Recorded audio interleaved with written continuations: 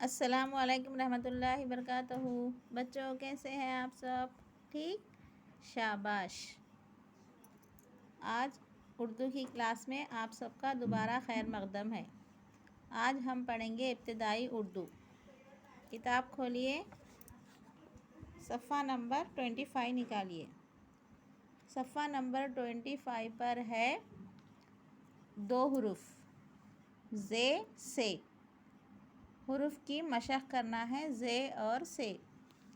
यहाँ पे class work mention करना है, वीडियो नंबर और डेट कंपलसरी लिखना है आप लोगों को, ठीक है।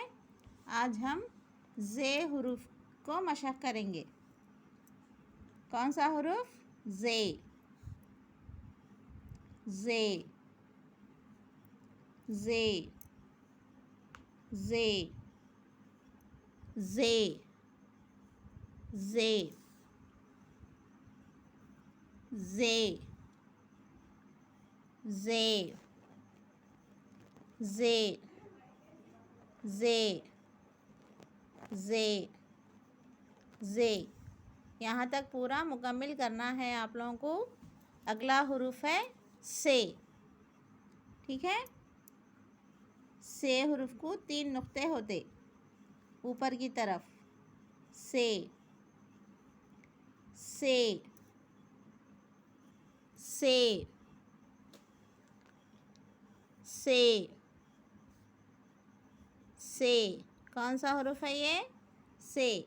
पिछली बार हम इसके अल्फाज भी पढ़े थे ना, से सास, से सलाबाजी बोल के, वही हुरूफ है ये। से,